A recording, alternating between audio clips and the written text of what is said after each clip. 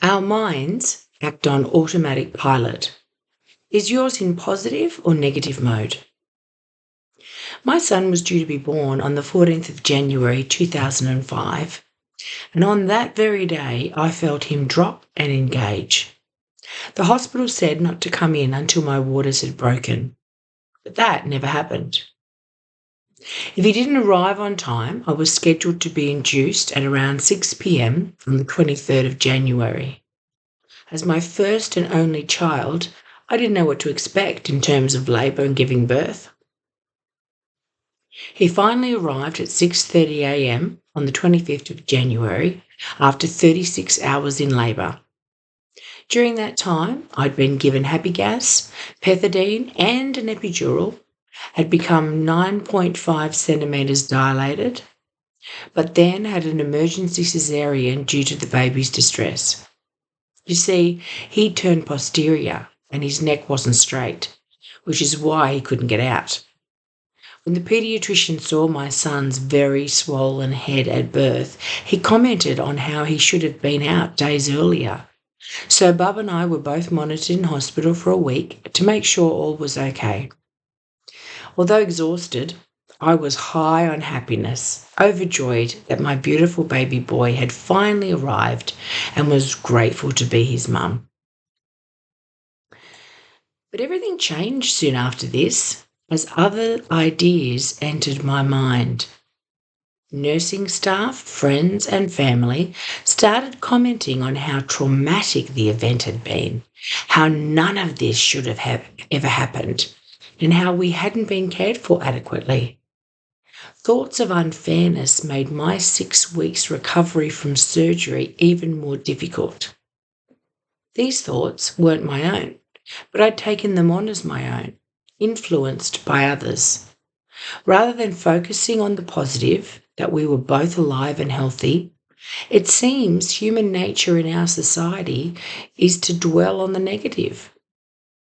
Over time, our minds become accustomed to this, eventually acting on automatic pilot, just like driving a car and not remembering the last half hour's travel. Has this ever happened to you?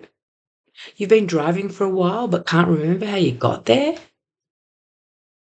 Rewiring the brain to more positive thoughts require conscious awareness and effort. First, you have to become aware as to what it is you're thinking. Taking notes during the day is an effective way to indicate this. Then, you have to teach the brain a new behaviour pattern, like you'd train a scared child or dog. I say scared because the mind likes familiarity and acts to keep us safe, even though these negative thoughts we are having are really not helpful at all. Over time, we move to lower energies of vibration, and the law of attraction brings us more experiences like this, since that's what we're focused on. So, to change our outer world, we must begin to change our inner world. Then we're living more conscious lives, no longer in automatic pilot, now aware that we're actually magicians creating our own reality. I've been thinking about how Coles hasn't replied to my feedback form sent 2 weeks ago, even though it stated a response would be given in 2 days. Council's Director of Town Planning has also neglected to reply to our email from 2 weeks ago regarding whether there's a development application in place across the road from our house. The fighting part of my mind is telling me to follow up with both of them, indicating my dissatisfaction. But what's the point? I'm so used to fighting all the time because of past experiences that excuse me, I have to consciously reassure my mind that everything is always working out for me. Even though it doesn't look like it at the moment, that's only because I can't see the bigger picture. What do I actually want? I want peace and quiet outside my home. And I have this now. So focus on that, Rach. I want the $218 returned to my Visa card. So have faith and patience. This will eventually come too. And if it doesn't, deal with it then. Our neighbour, the developer, is creating more noise with the reconstruction of his partially burnt house and driving his excavator every day. But I'm focusing on being grateful that this is 400 metres down the hill and not across the road like we experienced for a whole year.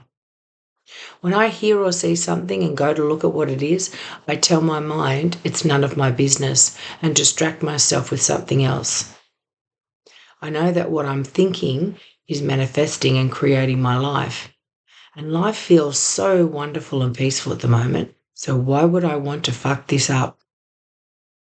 It's a conscious effort for a while until it becomes second nature and I start operating on automatic pilot again. This time, consistently in a more positive way. Now, more than ever, with these intense energies, we need to raise our vibration and keep them high. Why? Because high vibrations bring energy, harmony, and joy, while low vibrations can lead to feelings of fatigue, sadness, or stress. Higher emotions are expansive, while lower energies are more contracted and destructive. The difference between them shapes what we attract into our lives. Where are you vibrating at today?